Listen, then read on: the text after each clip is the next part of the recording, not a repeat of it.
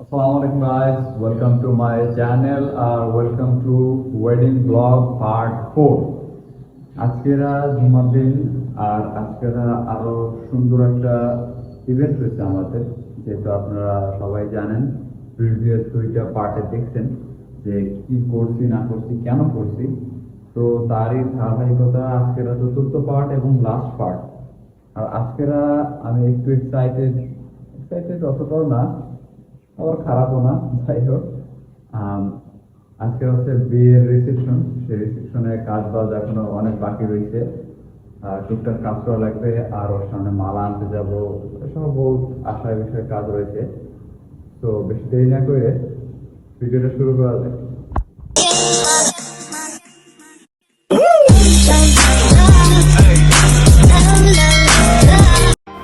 আজকে ম্যাডামের বাসা আরো কয়েকটা বাসায় নাস্তা নিয়ে যাওয়ার জন্য সকাল সকাল রেডি হয়ে গেলাম। আর তোবাপুকে একটু তার সাজগোজ করানোর জন্য আগায় দিয়ে এসে গেলাম। দেন তোবাপুকে আগায় দিয়ে আসার পর আমি নিয়নদের বাসার উদ্দেশ্যে রওনা হয়ে গেলাম ওদের বাসার সকালের নাস্তা নিয়ে যাওয়ার জন্য।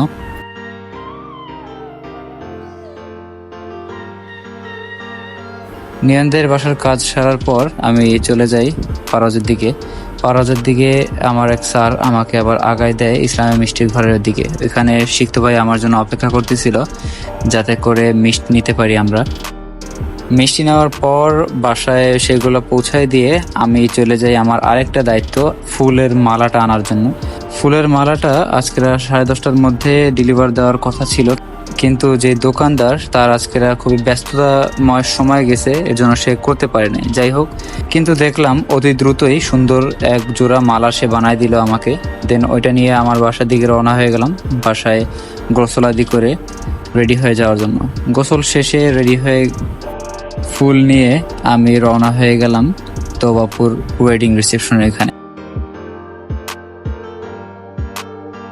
এদিকে আমি পার্সোনালি দুলা ভাইয়ের জন্য সুন্দর কয়েকটা শরবত বানায় নিলাম, যেমন মিষ্টি, ঝাল আর নোনতা। কিছুক্ষণ পর ক্যামেরাম্যানের দিকে আমার নজর পড়ায় অনেক খারাপ লাগলো যে সে সবার ভিডিও করছে, তার ভিডিও কেউ করছে না, তাই তার একটু ভিডিও করে নিলাম। দেন জুমার নামাজ আমরা জামাইয়ের সাথে পড়লাম, যেহেতু জামাই জুম্মার আগেই চলে আসছে।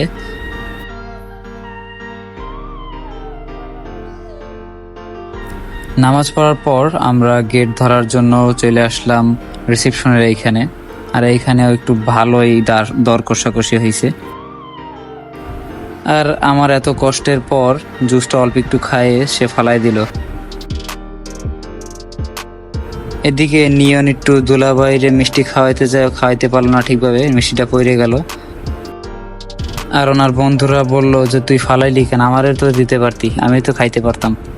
যাই হোক, অনেকক্ষণ পর সবাই মিলে ফিতা কাটলো। জামাইকে ভিতরে আইনে বসানোর আগে দেখলাম যে জামাইয়ের বাড়ির লোক আর আমাদের এখানের পিডিবির লোক তারা আগেই জায়গা বুক করে রেখে দিছে। সবাই তাড়াতাড়ি বসে পড়ছে যাতে খাবারের জন্য কমতি না হয়। এরপর দেখলাম যে তোবাপু রিক্সায় করে নামলো, তার সাজুগুজু করে আসলো, আর নিয়ন আর নাফিস ভাই তাকে রিসিভ করার জন্য চলে আসলো এখানে। এদিকে সবাই মিলে বিশ্লেষণ করতেছিল যে কিরকম কি জোগাড় যন্ত্র হয়েছে।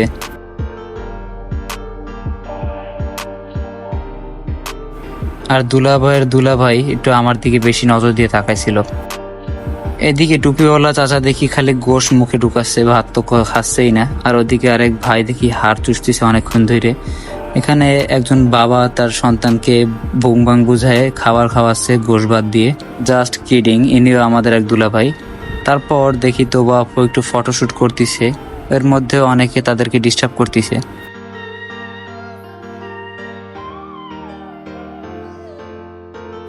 নতুন দুলাভাইকে দেখে আমার বন্ধুরও একটু বর সাজার ইচ্ছা হইলো, এর জন্য সেটা উপরটা পড়লো।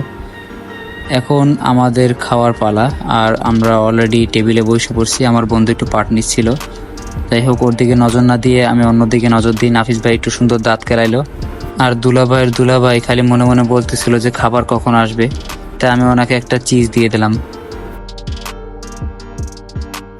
অবশেষে অপেক্ষার প্রহর কাটলো, বড় একটা থালায় খাবার আসলো, আর দুলাভাই এবং তার বন্ধুরা সবাই মিলে খাবারটাকে ওপেনিং করলো।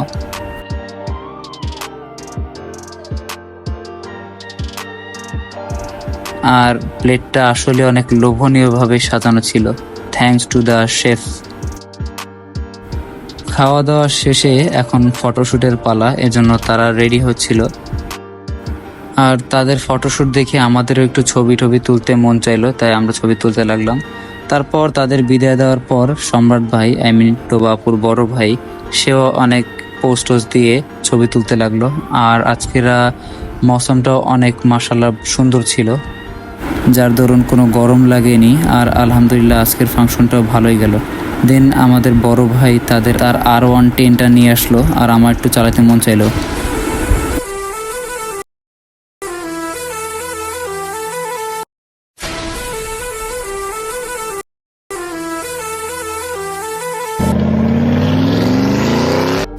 দেন অনেক মজা মাস্তি শেষে এখন আমার দায়িত্বের পালা।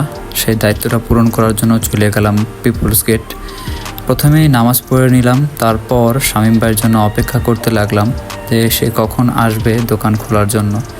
কিন্তু সে আসেনি, অনেক লেট করছে আজকেরও। পরে আমাকে ফোন দিয়ে সে বলল, ভাই একটু আসেন, সামনে আগান, আমার আসতে কষ্ট হচ্ছে। দেন তার আসার পরে আমি চলে আসলাম পানি নিতে। সব গুছগাছ করতে করতে মাগরিবের আজান দিয়ে দেয়, আর আমি মাগরিবের নামাজ পড়তে চলে যাই মসজিদে। মাগরিবের নামাজ শেষে বাইরে এসে দেখি ভালোই টিপটিপ বৃষ্টি পড়ছিল, আর মৌসুমটা একটু ঠান্ডা হয়ে গেছিল। তারপরে চলে গেছি শামীম ভাইয়ের দোকানে।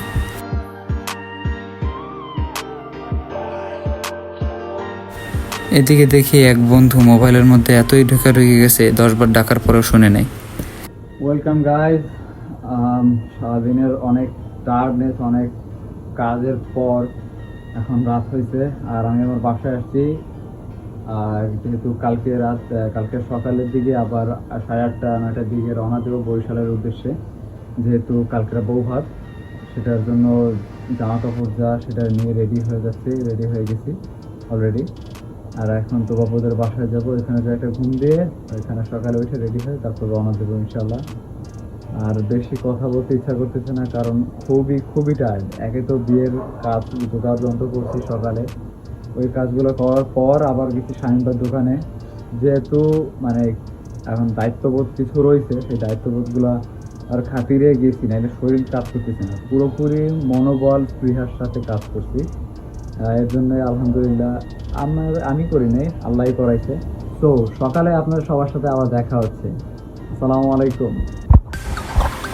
সকালে রওনা হয়ে গেলাম বরিশালের উদ্দেশ্যে। আজকের বউ ভাত তোবাপুর। আমরা মাইক্রোতে সুন্দর এসির বাতাসে রওনা হয়ে গেলাম। কিছুক্ষণের মধ্যেই আমরা রূপসা টোল প্লাজা পার হয়ে সামনের দিকে আগাতে লাগলাম।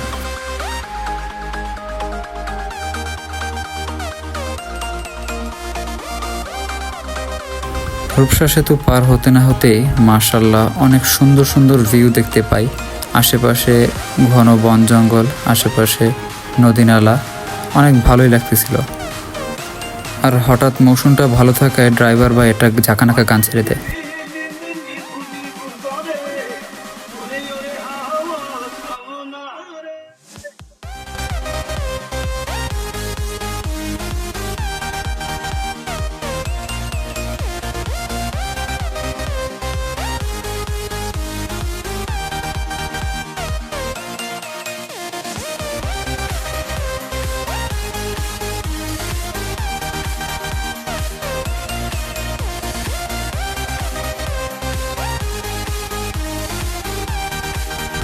হঠাৎ গোপালগঞ্জ টোল প্লাজায় দেখলাম কিছু আপুরা আমার বন্ধু নিয়নের জন্য খোঁজ করতেছিল, কিন্তু যখন শুনলো যে নিয়ন নাই, তা ওরা নিজেরা গল্প করতে থাকলে ভালোই হইতো।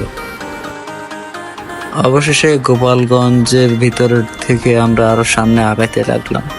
ভালোই দূরে পৌঁছে গেছি, কিন্তু যে রাস্তা খারাপের কারণে অবস্থা খারাপ হয়ে গেছিল। তাই মাইন্ড ফ্রেশ করার জন্য আমরা একটা টি ব্রেক নেই। সুন্দর বৃষ্টি পড়তেছিল টিপ টিপ, এর সাথে এক কাপ চা। ওয়াও!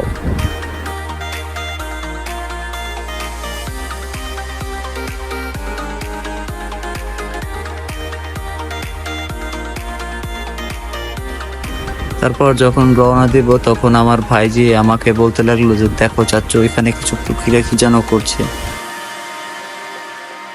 কিন্তু হঠাৎ একটা ছোটখাটো অ্যাক্সিডেন্ট হয়ে গেছে, আর আলহামদুলিল্লাহ আল্লাহর রহমতে দোয়া পইরে বের হওয়ার কারণে আল্লাহ বাঁচায় দিছে। একটুর জন্য আমরা খাদের মধ্যে পইরে যাইনি। দেন ওইখানে একটা ঝগড়া বেঁধে গেছে, কিন্তু ঝগড়া শেষে আমরা আলহামদুলিল্লাহ সেফ অ্যান্ড সাউন্ড আবার বরের বাসার দিকে রওনা দিই।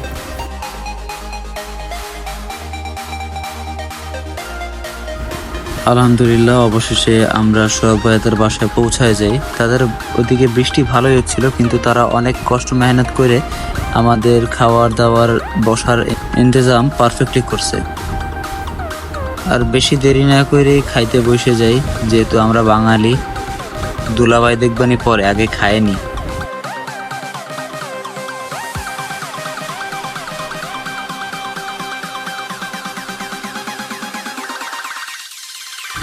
খায়ে দায়ে খাবারগুলো প্যাকেট করে বাসায় নিয়ে যাওয়ার জন্য রেডি হয়ে গেলাম আমরা অন দ্য ওয়ে। গাড়ির মধ্যে পিছনে তাকায় দেখি একটা খেলনা গাড়ি আমাদের পিছনে আসতেছে। পরে বুঝলাম যে না, ওটা খেলনা গাড়ি না, ওটাও একটা বড় গাড়ি।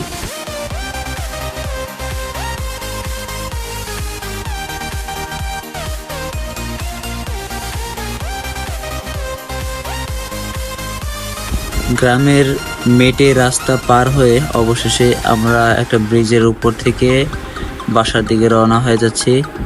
আর এই দিকের রাস্তাটা আলহামদুলিল্লাহ অনেক ভালোই ছিল। দেন হঠাৎ বাইরে তাকায় দেখি যে মাশাআল্লাহ অনেক সুন্দর একটা ভিউ দেখতে পাইছি। আর এটা দেখে আমরা সবাই অনেক অবাক হয়ে গেছি যে মাশাআল্লাহ এত সুন্দর প্রকৃতি। আর এই জায়গার ভিউটা দেখে মনে হলো যে এই জায়গায় নামে একটু ছবি তুলি, কিন্তু আর নামতে পারলাম না। তারপর আমরা একটা ব্রেক নিলাম, টি ব্রেক। আর আমার বন্ধু অসহায়ের মতো এখানে দাঁড়ায় রয়েছে। ওইটা দেখে দুলাভাই ওর একটু সান্ত্বনা দিতে লাগলো। পরে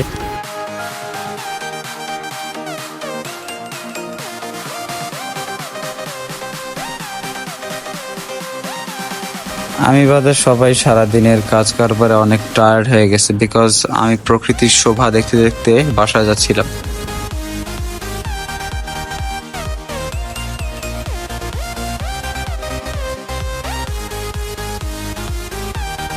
অবশেষে আফটার আ লং জার্নি আমরা রূপসা সেতু টোল প্লাজা ওভারটেক করে খুলনার মধ্যে প্রবেশ করলাম। অ্যান্ড উইদিন সাম টাইম আমরা পারজের মধ্যে প্রবেশ করছি, আলহামদুলিল্লাহ সেফ অ্যান্ড সাউন্ড।